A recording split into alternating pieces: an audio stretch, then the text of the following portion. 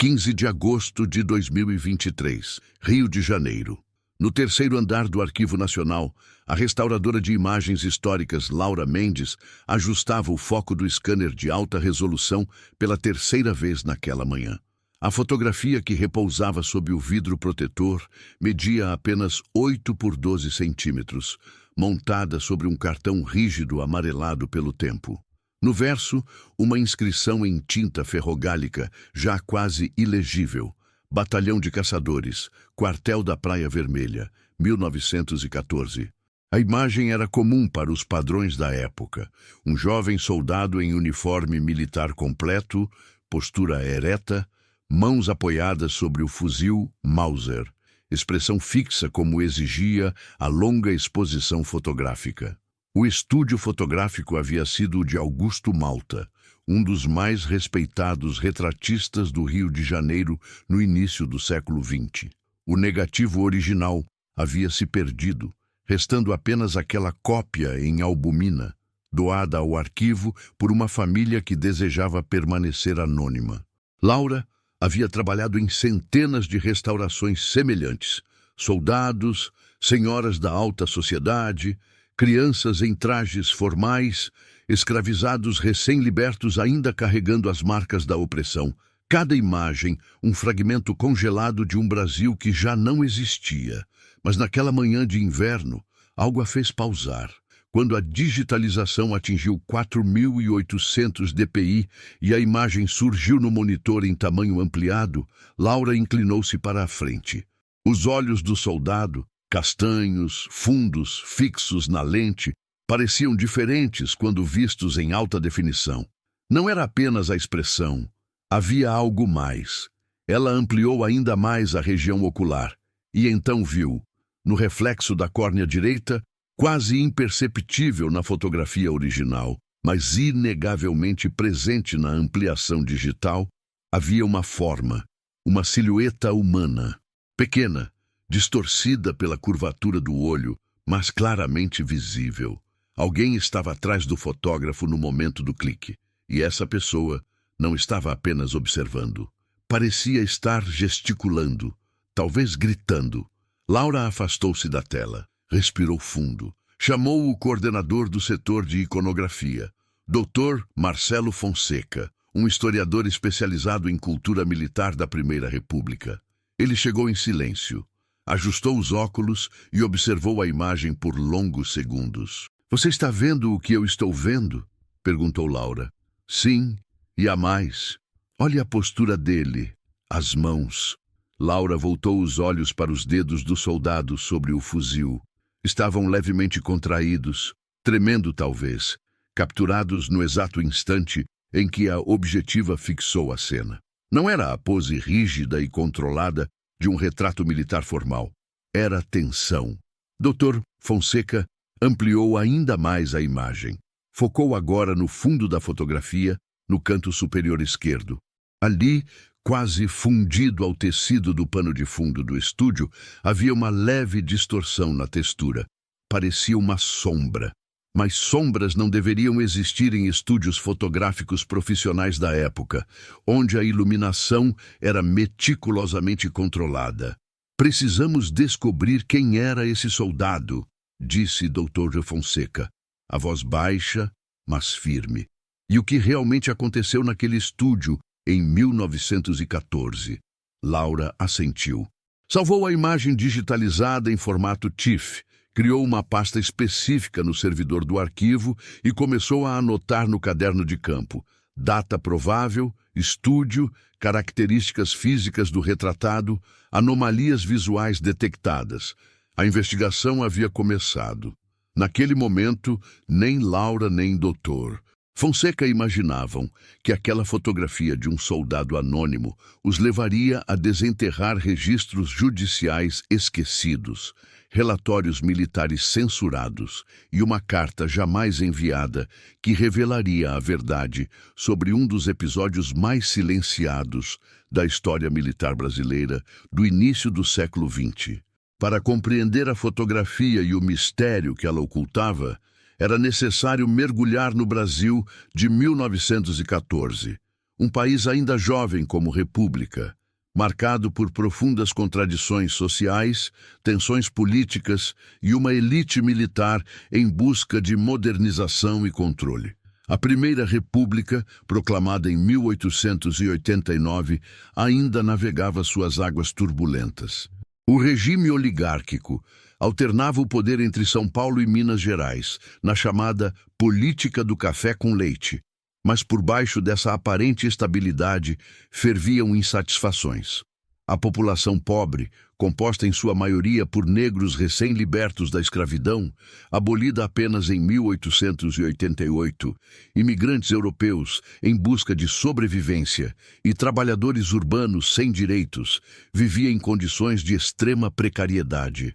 No Rio de Janeiro, então capital federal, a reforma urbana do prefeito Pereira Passos havia civilizado o centro da cidade, expulsando os pobres para os morros e subúrbios. A cidade queria se tornar uma Paris tropical, mas esse projeto de modernização era profundamente excludente. As camadas populares eram vistas pela elite como classes perigosas, potenciais focos de desordem, doença e rebeldia. Era nesse contexto que o Exército Brasileiro buscava se consolidar como instituição moderna. Inspirado nos modelos europeus, especialmente alemão e francês, o Exército da Primeira República adotava doutrinas rígidas de disciplina, hierarquia e honra militar.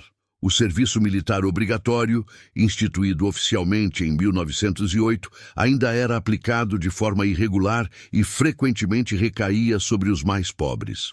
Jovens negros, mestiços, imigrantes sem proteção social e homens das classes trabalhadoras eram os principais recrutados, muitas vezes à força. O quartel da Praia Vermelha, onde a fotografia havia sido tirada, era um dos principais centros de formação militar do país. Localizado entre o Pão de Açúcar e a praia que lhe dava nome, o quartel era símbolo de poder e controle. Ali dentro, a disciplina era absoluta. Castigos físicos, embora oficialmente proibidos, ainda ocorriam.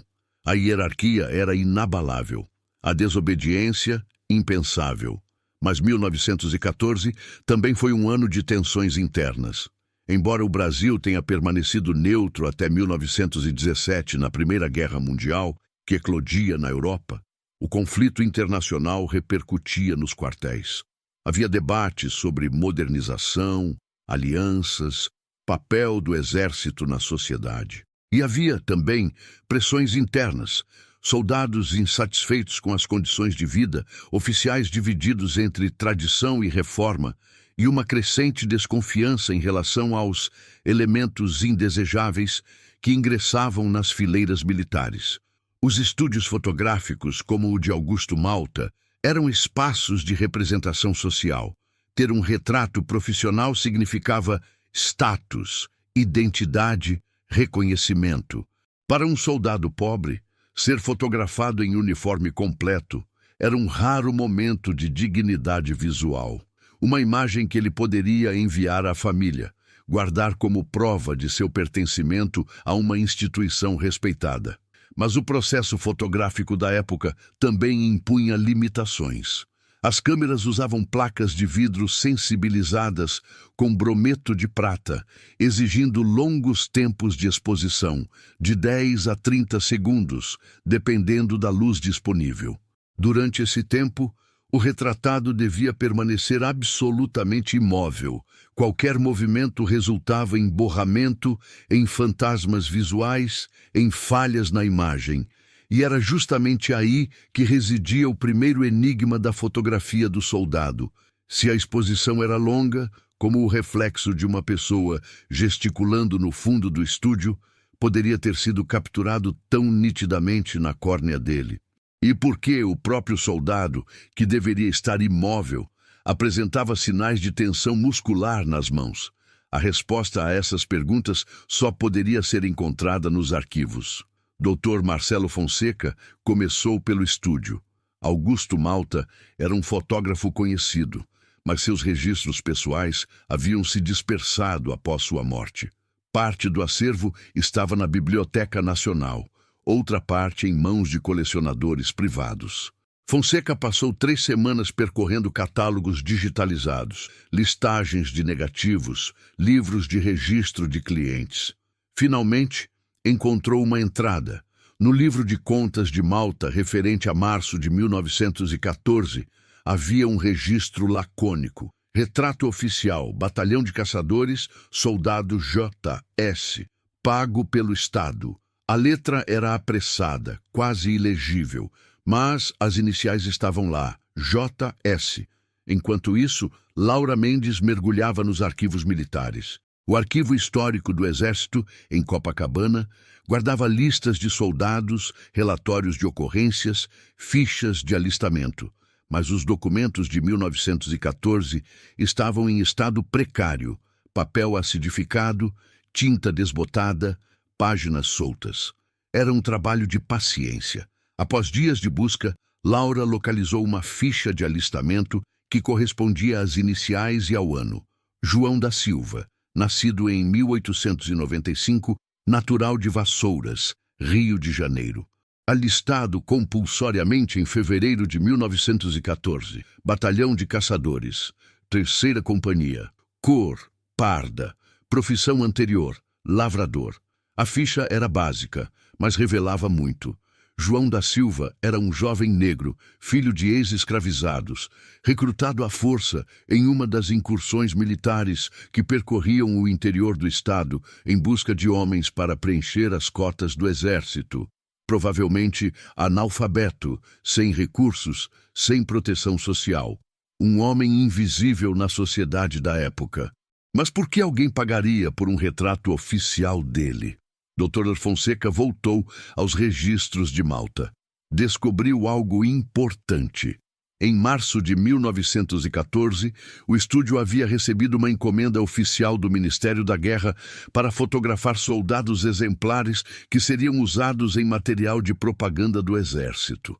A campanha visava melhorar a imagem da instituição, mostrando que homens de todas as origens poderiam servir com honra. João da Silva não era um soldado exemplar. Ele era um símbolo conveniente. Mas então, por que aquela expressão? Por que aquele reflexo? A pista seguinte veio de um lugar inesperado. Laura encontrou, em uma caixa de documentos não catalogados do Arquivo Nacional, um conjunto de relatórios disciplinares do quartel da Praia Vermelha referentes ao primeiro semestre de 1914. Os relatórios eram rotineiros, faltas leves, insubordinações menores, punições aplicadas. Mas um deles chamou atenção.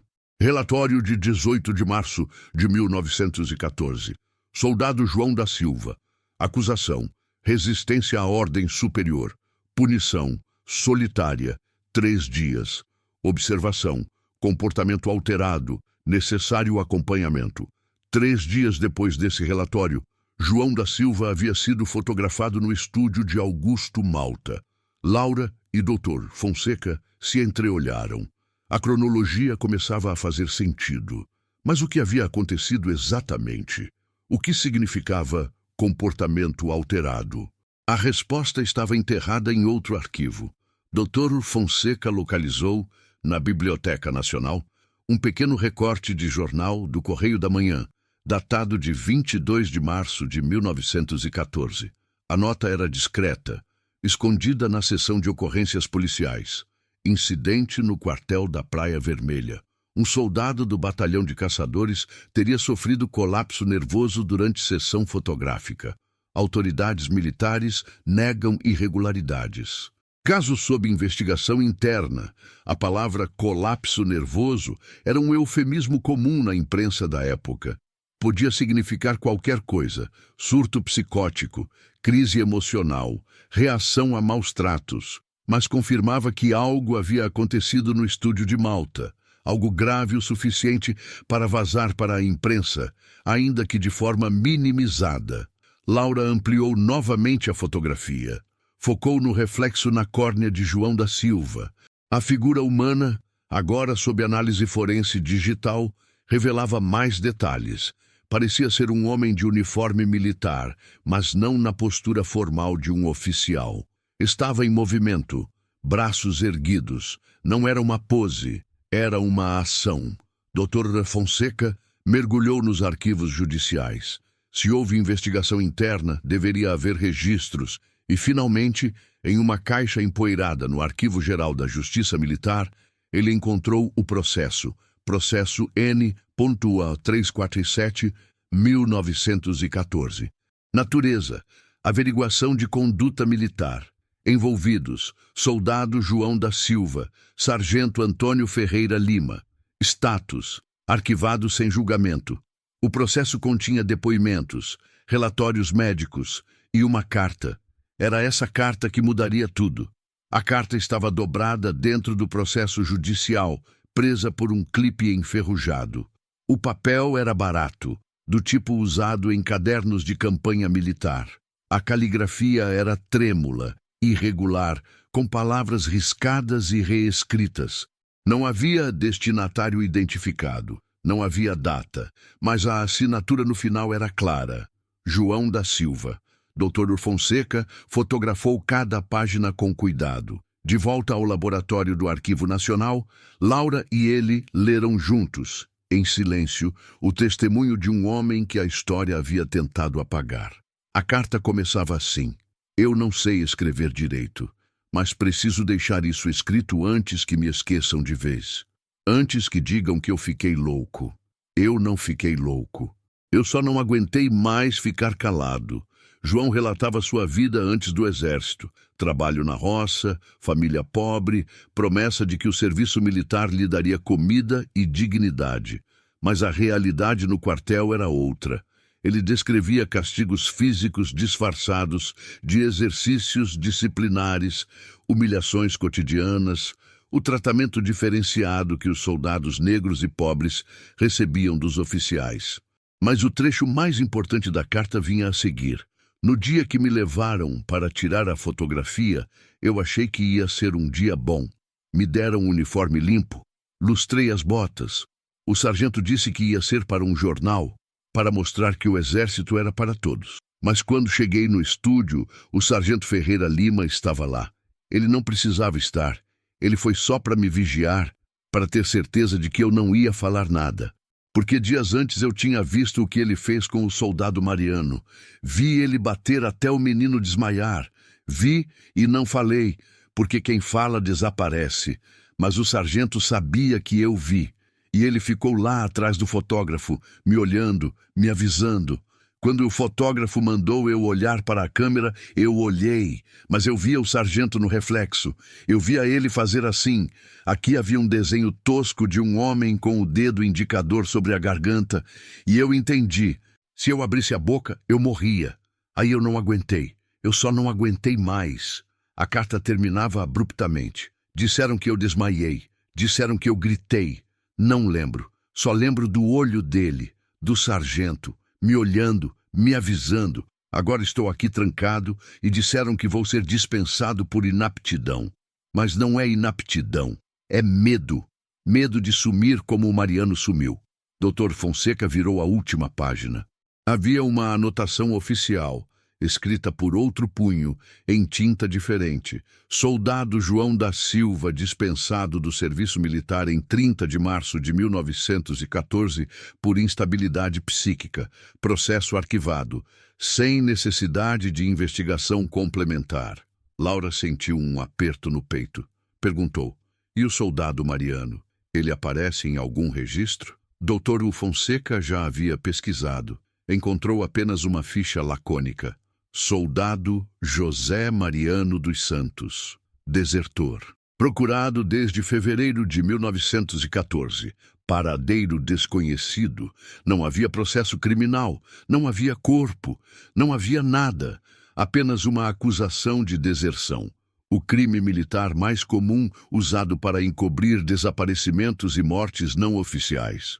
E o sargento Ferreira Lima? Sua ficha estava intacta, promovido a tenente em 1915, aposentado com honras em 1932, morto em 1958 aos 78 anos, sem nunca ter sido investigado ou questionado. A fotografia, agora, revelava seu verdadeiro significado. Não era apenas o retrato de um soldado, era o registro involuntário de uma ameaça silenciosa.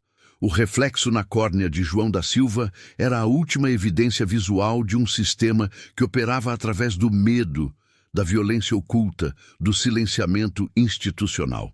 Augusto Malta, o fotógrafo, provavelmente jamais notou o reflexo. A tecnologia da época não permitia ampliações em alta definição. A imagem foi arquivada, enviada ao Ministério da Guerra, talvez publicada em algum boletim esquecido. E João da Silva, dispensado e invisibilizado, desapareceu da história oficial.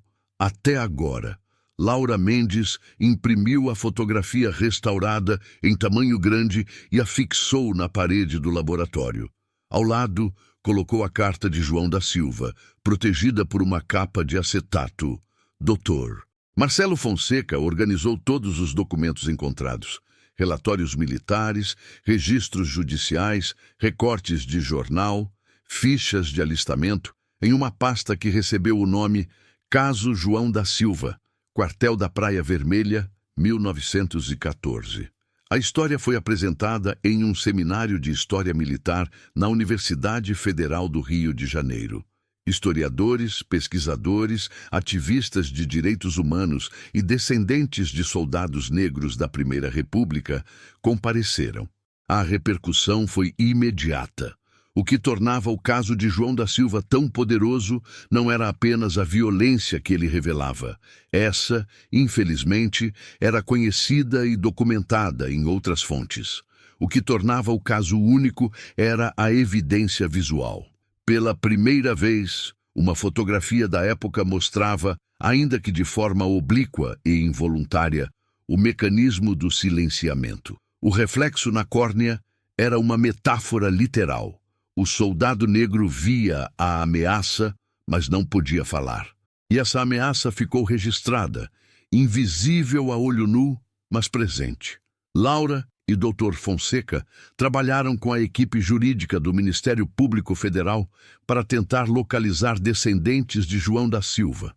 Após meses de pesquisa genealógica em cartórios de Vassouras, encontraram uma bisneta, Maria da Conceição Silva, de 72 anos, moradora de um bairro periférico do Rio de Janeiro. Maria nunca havia visto a fotografia. Não sabia da história do bisavô no exército. Apenas lembrava de histórias vagas que sua avó contava. O avô dela tinha servido, mas não gostava de falar sobre isso. Quando Laura mostrou a imagem restaurada e leu a carta, Maria chorou em silêncio. Ele nunca foi louco, né? Foi a primeira coisa que disse. Nunca foi louco, ele só teve medo. A fotografia e os documentos foram oficialmente integrados ao acervo permanente do Arquivo Nacional, com uma exposição dedicada ao tema Vozes Silenciadas, Soldados Negros na Primeira República. A exposição incluía contexto histórico, análise forense da imagem, transcrição completa da carta de João da Silva e depoimentos de pesquisadores. No catálogo da exposição, Dr. Fonseca escreveu: a história é feita de vozes, mas é feita também de silêncios. João da Silva foi silenciado 2 vezes. Primeiro pela ameaça que o impediu de falar, depois pelo esquecimento institucional que apagou sua existência. Mas ele deixou um rastro, um reflexo, um olhar fixo que atravessou 109 anos até chegar até nós. Este caso nos lembra que toda imagem histórica carrega camadas invisíveis de significado, e que nosso dever como pesquisadores é restaurar não apenas a nitidez das fotografias, mas a dignidade das vidas que elas registraram.